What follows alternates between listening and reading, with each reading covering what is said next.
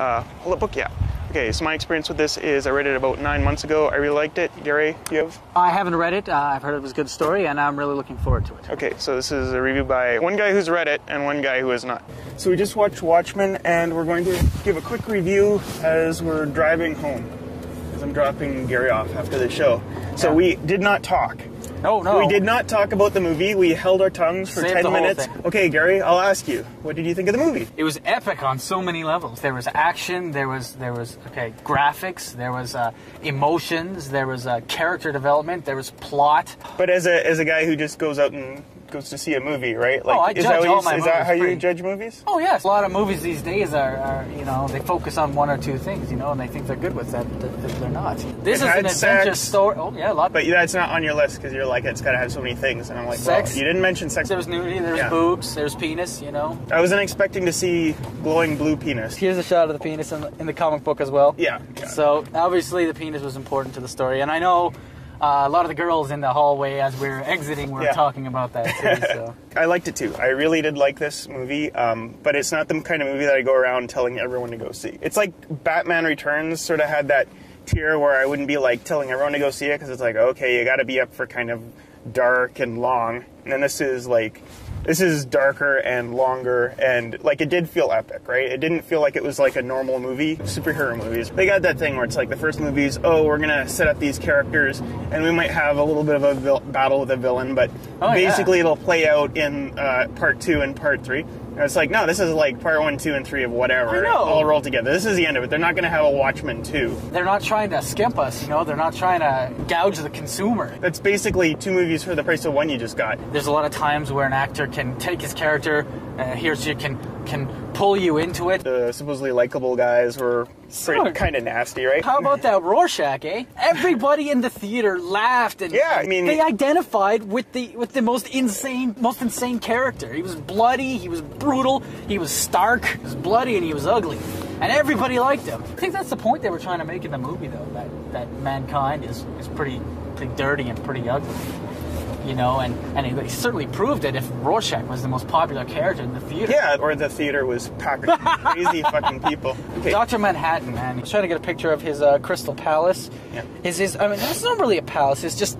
I don't even know what the hell it was. It looked like a clock. It was a representation of his structured and ordered, mind. It was a difficult character to connect to because, he was so far removed from humanity.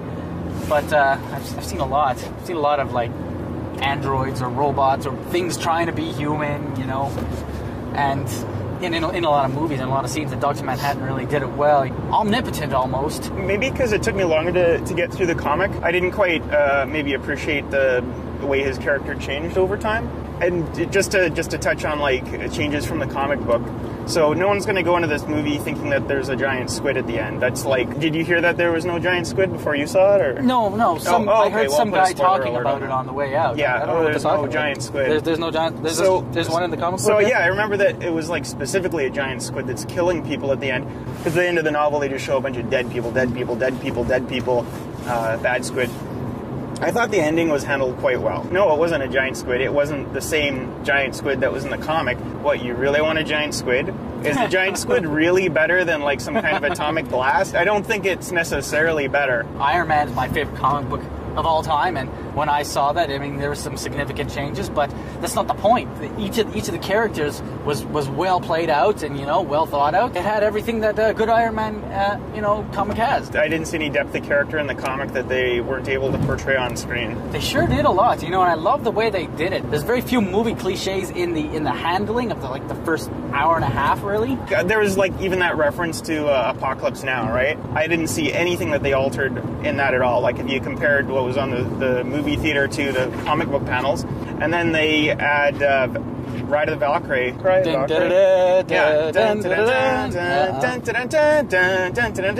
And so it's like the same scene in Apocalypse Now where the Vietnam village is just getting decimated, and I thought that worked. They added more to a scene. You can't hear that in a comic book.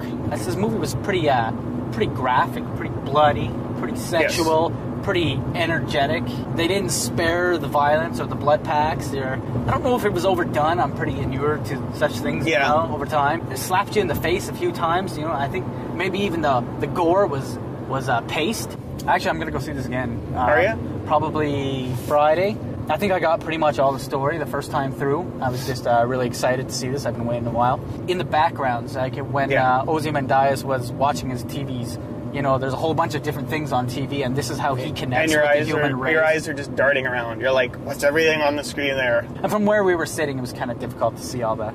Second row. That was awesome. And I'm going to tell all my friends about this, too. So would you recommend this to all your friends? Because I would recommend it to people. I just wouldn't recommend it to all my friends. It would have to be, like, movie geeks, mostly. Alan Moore is an ancient genius.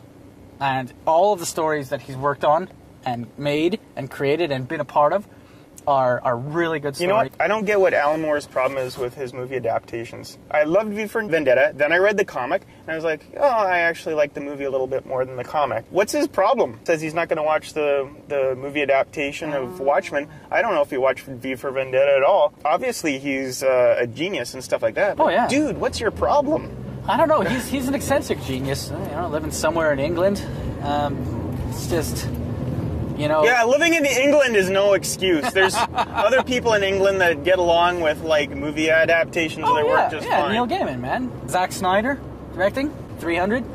They noticed this guy's got talent. And just like 300, it wasn't entirely historically accurate, because you could see, like, Nixon only had 2 terms, not 3. Right there, that's a giveaway that they hadn't done their homework. They branched off into, like, a parallel universe, you know, just what would have happened if somebody like Dr. Manhattan was around in the Vietnam War? Well, he said it only took 2 weeks to win it. I would recommend it to most people I know that are like film geeks, right? And they want to see something interesting. And, you know, obviously you're probably a film geek if you're like, yeah, give me a 2.5 hour movie because I want more awesomeness for my dollar. Yeah.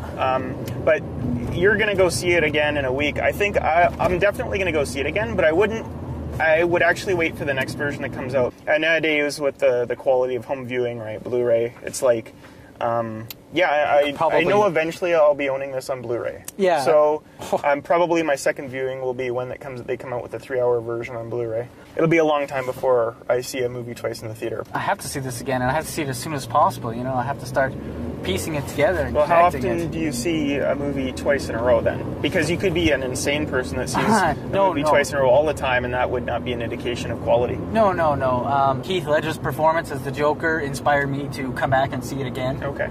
It was just so off the wall. When I saw it the first time, I had to see it again. You know, it was a rare movie that comes around that I have to see again, and I'm going to say this one's right up there. But then I generally have good reviews of most movies because I don't usually see shitty movies. And there you go. Okay, so any last thoughts? Do you want to do like a number rating or something like that? Any sort of numeric quantifier? It was one of the best written superhero movies I've ever seen, and I've seen a lot of them, even DC. Character development, plot. It was a pretty convoluted plot, but not too convoluted, you can understand. Attention factor, I was pretty rapt, so I'd have to give it a pretty high. Just give me a fucking number, God! I need a number. 10 out of 10. 10 out of 10? Yeah. Okay. I don't see anything wrong with the movie.